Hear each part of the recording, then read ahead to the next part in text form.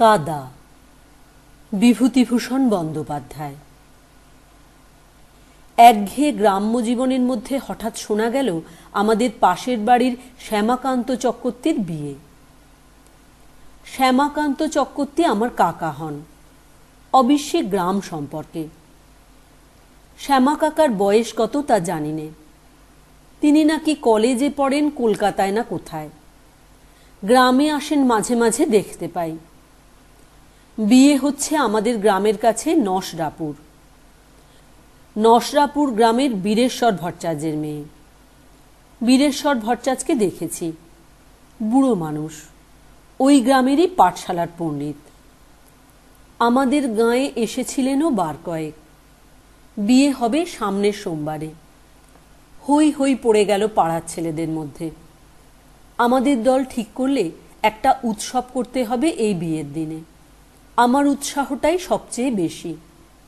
আমি ভেবেচিন্তে দক্ষিণ মাঠের বিলের ধার থেকে কতকগুলো পাকাটি নিয়ে এলাম এবং পথের ধারের প্রত্যেক গাছে একগাছা করে পাকাটি নোনার ডালে ছোটা দিয়ে বাঁধলাম। হরি জ্যাঠামশাই দেখে বললেন, ও কি হচ্ছে? বড় বড় মোটা কাঁচের পরকলা বসানো চশমার ভেতর দিয়ে দেখি হরি জ্যাঠামশায় আমার দিকে কটমট করে তাকাচ্ছেন। ভয়ে ভয়ে গাছ থেকে নেমে পড়লাম। বলি, ওই কি? বাজি আলো করব শ্যামা কাকার বিয়েতে, তাই পাকাটি বাঁধছি।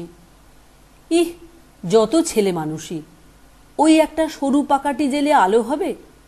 কতক্ষণ জ্বলবে ওটা? যতক্ষণ হয়। ছাই হবে, বুদ্ধি কত! ও কখনো জ্বলে?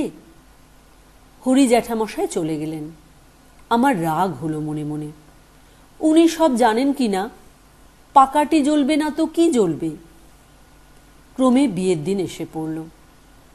যেদিন বিয়ের বর রওনা হয়ে গেল সেদিন পাকাটি জ্বালতে সঙ্গী, সতু ও হিরু বারণ করলে। আজ জেলে কি হবে?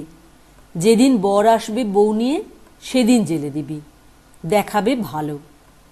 বিয়ের বরযাত্রী গেল গাঁ শুদ্ধ ছেঁটিয়ে। কিন্তু আমার যে অত উৎসাহ, আমারই যাওয়া হলো না। কেন যে যাওয়া হলো না কি জানি। বাবা গেলেন অথচ আমায় নিয়ে গেলেন না। তার জন্যে কোনো কান্নাকাটি করলাম না। খাওয়ার উপর আমার বিশেষ কোনো লোভ নেই। খেয়ে আমি সহ্য করতে পারি না, পেটের অসুখ করে। ওই জন্যেই বোধহয় বাবা আমায় নিয়ে গেলেন না, কে জানে। মঙ্গলবারে সন্ধ্যের আগে বরবউ আসবে, বরযাত্রীরা ফিরে এসে বললে। আমি ঠিক করলাম যেমন ওরা আসবে অমনি যে পথে আসবে ওরা সে পথের দুধারের গাছে যত পাকাটি বেঁধেছি সবগুলো জ্বালব। কেবল ঘর বার করছি, একে ওকে কেবল জিজ্ঞেস করছি কখন বর আসবে।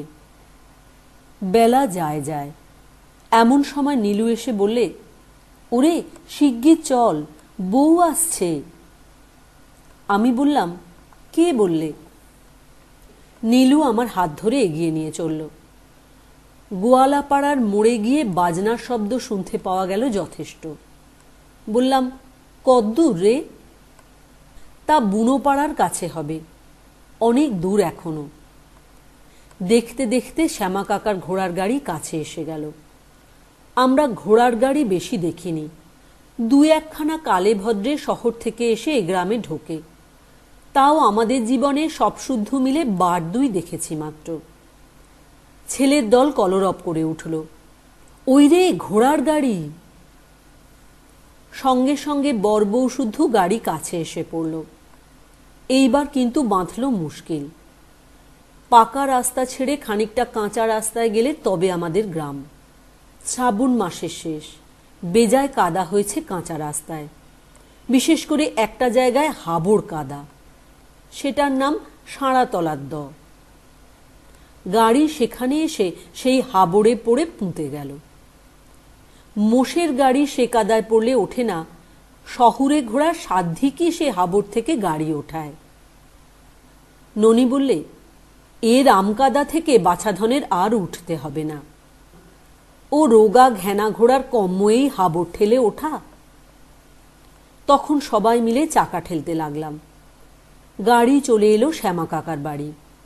শ্যামা কাকার মা বউ বরণ করে ঘরে তুললেন। তখনও সন্ধ্যা হয়নি। বর্ষাকাল, রোদ আছে কি নেই বোঝা যায় না, যদিও ৩-৪ দিন বৃষ্টি হয়নি। আমাদের আকর্ষণের বস্তু হয়ে দাঁড়িয়েছে ঘোড়ার গাড়িখানা। সেখানা বকুলতলায় দাঁড়িয়ে, তার চারপাশ ঘিরে গ্রামের যত ছেলেপিলে। গাড়োয়ান বলছে, যদি আমরা সাঁড়াতলার দয়ের হাবড় পর্যন্ত গিয়ে চাকা ঠেলে গাড়ি উঠিয়ে দিতে রাজি হই, তবে সে আমাদের গাড়িতে চড়তে দেবে পাকা রাস্তা পর্যন্ত। আমরা সবাই হৈ হৈ করে গাড়িতে উঠলাম। কতক গাড়ির ছাদে, কতক পেছনে, কতক ভেতরে। সাঁড়াতলার দয়ের কাদা থেকে সবাই মিলে ঠেলে গাড়ি উঠিয়ে দিলাম। তার বদলে পাকা রাস্তা পর্যন্ত আমাদের গাড়িতে চড়িয়ে নিয়ে গেল। কি মজা! আমরা যখন পাকা রাস্তায়, তখন সন্ধ্যা হয়ে অন্ধকার নামল। ননি বললে, গা ধোবো কোথায়? সব্য অঙ্গে কাদা। আমাকে বললে, তুই মশাল জ্বালবি নে? চুপ কর, কে ডাকছে। সর্বনাশ! আমার বাবার গলা। সন্ধে হয়ে গিয়েছে, ঘুরঘুরটি অন্ধকার। বাবা আমায় খুঁজতে বেরিয়েছেন। তিনিই ডাকাডাকি করছেন। সন্ধ্যের সময় বাড়ি ফিরিনি, বাবা ডাকতে বেরিয়েছেন। ননি বললে, আলো দিবিনি গাছে গাছে? আর আলো! আমার মুখ শুকিয়ে গিয়েছে। বাবা কাছে এসে পড়েছেন ডাকতে ডাকতে। আমি উত্তর দিলাম, যাই।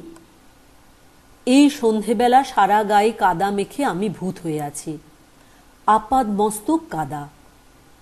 চালাক গাড়োয়ান একটুখানি গাড়িতে চড়বার লোভ দেখিয়ে কাজ গুছিয়ে চলে গিয়েছে। এখন আমায় ঠেকায় কে?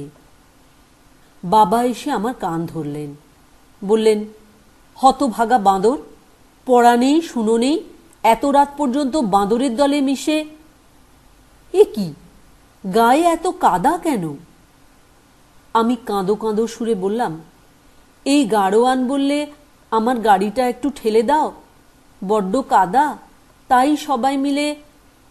আমি আসতে চাইনি, আমায় ওরা নিয়ে এলো। ওই ননি, নিন্তে, শশী বলে সাক্ষ্য প্রমাণের চেষ্টায় সঙ্গীদের দিকে ফিরে চাইতে গিয়ে দেখি জনপ্রাণী সেখানে নেই। কে কোথা দিয়ে সরে পড়েছে এরই মধ্যে। বাবা বললেন, তোমার দোষ নেই, তোমাকে সবাই নিয়ে গিয়েছিল। তুমি বুড়ো দামড়া কিছু জানো না, না? ঘোড়ার গাড়িতে না চড়লে তোমার। কথা শেষ না করেই দূরদার মার, চর ও কিল, বিষম মার, চোখে সর্ষে ফুল। কাঁদতে কাঁদতে বাড়ি ফিরে এলাম বাবার আগে আগে। মা বললেন, আচ্ছা, তোমার কি ভীমরতি হয়েছে না কি? এই ভর সন্ধেবেলায় ছেলেটাকে অমন ভূতনন্দী মার। ও মা, তা পাড়ার ছেলেদের সঙ্গে না হয় গিয়েইছে একটু। আজ একটা আনন্দের দিন ওদের, তোমার মতো বুড়ো তো ওরা নয়।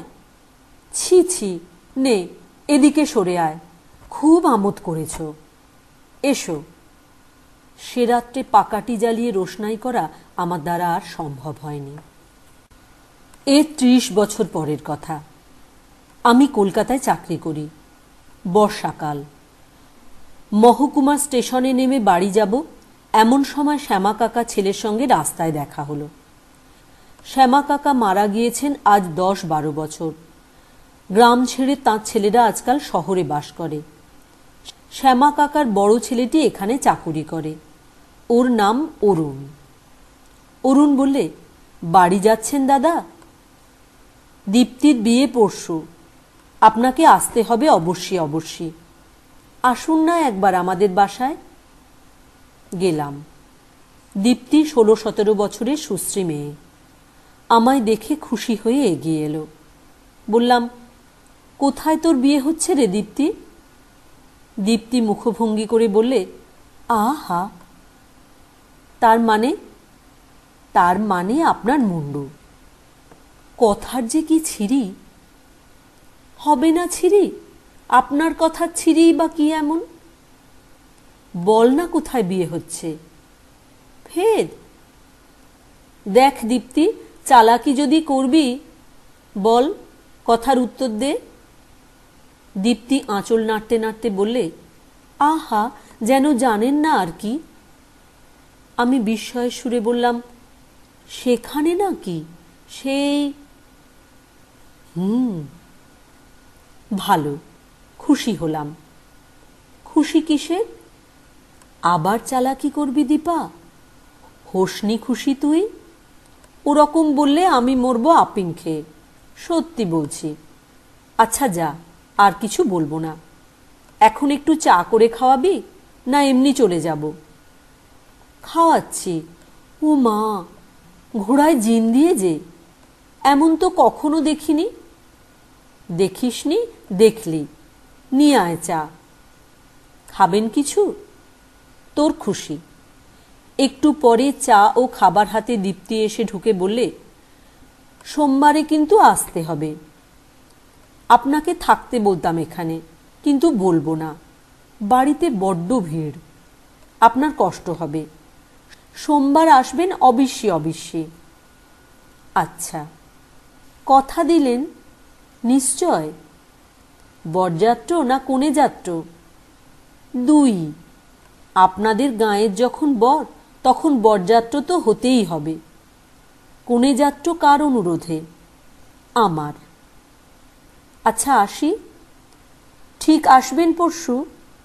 ঠিক ঠিক ঠিক। দীপ্তি থাম ধরে দাঁড়িয়ে রইল যখন আমি চলে এসে রাস্তার উপর উঠেছি।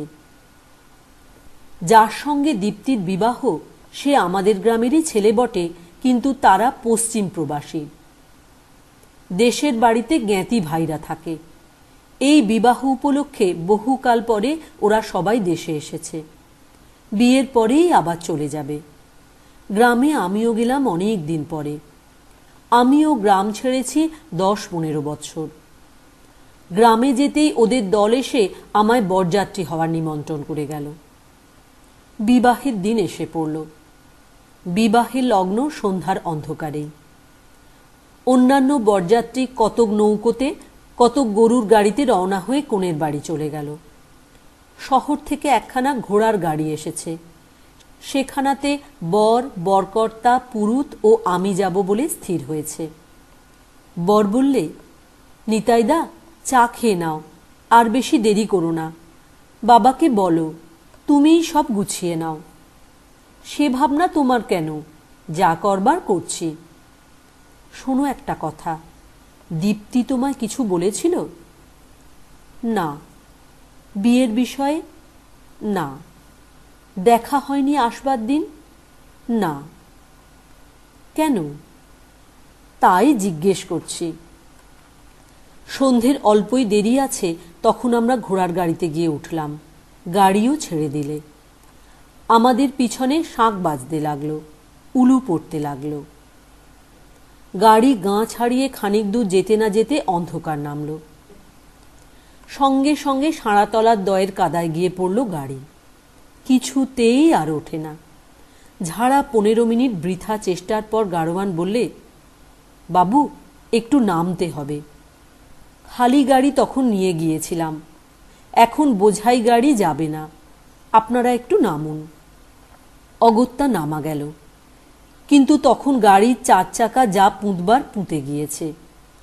ঘোড়াকে চাবুক মারলে কি হবে, গাড়ি নড়ে না।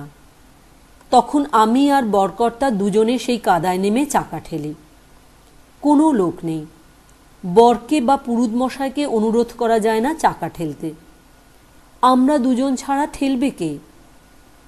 দীপ্তির বিয়ে সুলগ্ন উত্তীর্ণ না হয়ে যায়, তার বিয়েতে কোনো বিঘ্ন না ঘটে, প্রাণপণে ঠেলতে লাগলুম সেই চাকা, সেই সাঁড়াতলার হাবড়ের মধ্যে। আপাদমস্তক কাদায় মাখামাখি হলো। বরকর্তা বুড়ো মানুষ, তাকে আমি বেশি ঠেলতে দিলাম না, নিজেই ঠেলে কাদা পার করে তুললাম। বর বললে, এহ, তোমার এই কি চেহারা হলো, কাদায় যে। আমি বললাম, তোমরা যাও, আমি যাচ্ছি নে। সবাই বলে উঠল, সে কি, সে কি, সে কি হয় না কি? আচ্ছা, এগোন আপনারা, পেছনে আসছি। জামা কাপড় ছেড়ে আসি।